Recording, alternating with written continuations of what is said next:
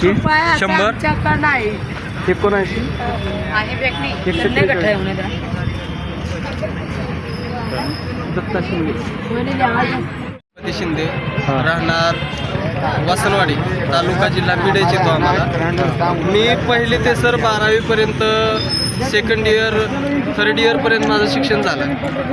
Sir doctor Babasaheb आंबेडकरांच्या संविधानामध्ये आदिवासी विकास विभागासाठी किंवा भटक्या विमुक्त समाजासाठी अनेक त्यांना सुविधा उपलब्ध आहेत. परंतु सर आम्हाला कोणत्याही योजनेमधनं आणि कोणत्याही सुविधेमधनं आम्हाला कसल्याही प्रकारचं सरकारचा लाभ भेटलेला नाही. माझे आईवडील नामे शिलाबाई गणपती शिंदे आणि गणपत तात्याबा शिंदे हे दोघे माझे आईवडील आहेत व यांना आम्हाला राब कष्ट करून घरचा सगळा संसाराचं नासधूस करून आम्हाला पहिली ते सेकंड इयर थर्ड इयरपर्यंत आम्हाला शिक्षण दिलं. शिकवण्यासाठी त्यांना राब कष्ट केलं, जीवनाचं स्वतःच्या रान केलं. परंतु सर आम्हाला सरकारनं शिष्यवृत्ती उपलब्ध आहे किंवा स्कॉलरशिप आहे याच्यामधनं आम्हाला एकही रुपये अनुदान भेटलेला नाही आणि त्याच्यामुळं आम्ही आमरण उपोषण धरलेलं आहे. तरी माजी साहेबांना किंवा विभागीय आयुक्त कार्यालयामधील जे साहेब असतील त्यांना हात जोडून कळकळीची विनंती, त्यांना आमची ही मागणी पुरेपूर करावी आणि तात्काळ आम्हाला ही मागणी मंजूर करून द्यावी एवढीच विनंती आहे आम्हाला. जाती परमपत्र तुम्ही काढले का? माझं कास्ट सर्टिफिकेट आहे, विजिट आहे, परत जात वैधता म्हणजे पडताळणी सर्टिफिकेट पण आहे. इतके कागदपत्र माझ्या भावंडाचे पण आहेत सर. आणि वाटल तो त्या आमचा कागद, त्यांना जे कागद पाहिजे ते कागद आमच्यापाशी उपलब्ध आहेत. तरी सर आम्हाला स्कॉलरशिपही भेटत नाही आणि कोणत्याही सरकाराच्या अटीनुसार किंवा सरकाराच्या याच्यामधनं आम्हाला कसल्याही प्रकारचा आजपर्यंत लाभ भेटलेला नाही किंवा सरकारनं आम्हाला कसलीही गोरगरिबांना आदिवासी विकास विभागमधून कसल्याही प्रकारची आम्हाला जी काय मागणी केलेली आहे आणि ती मागणी आम्हाला कोणत्याही साहेबांना आम्हाला पुरेपूर मंजूर केलेली नाही आहे. आणि सरकारांना एक विनंती आहे की सरकारानं बी ठामपणे विचार करावा.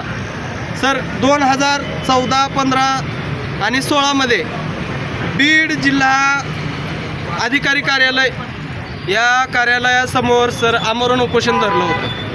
आज आदिवासी विकास विभाग म्हटलं तर पारधी समाज आले, त्याच्यामध्ये अनेक जाती भटक्या विमुक्त आहेत. पारधी समाज म्हणजे इंग्रजांच्या काळामधनंच त्यांच्या कपाळावर चोरीचा शिक्का असं छापलेलं आहे. पण चोरी अनेक जण करतात, पण नाव फक्त पारधी समाजाचं येतं.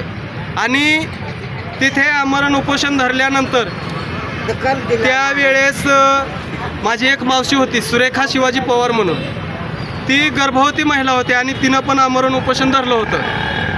त्यावेळेस मला वाटतं विनोद शर्मा आसामचे कलेक्टर होते तिथं.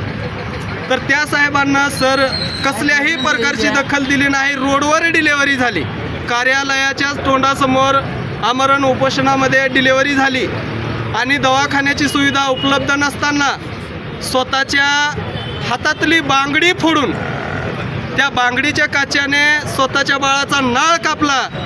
तरी मासाहेबांना एकच विनंती आणि एकच शब्द माझा, साहेब तुमच्यासाठी किती निर्लज्जपणाची गोष्ट आहे आणि आमच्या मागणी तुम्ही पुरेपूर पूर्ण करायलाच हव्यात. आणि जर आमच्या मागण्या पूर्ण झाल्या नाही तर आमरण उपोषण चालूच असणार आहे आणि हेतून पुढचा प्रयत्न आमचा डेंजर असणार, हे आम्ही सांगून दाखवता.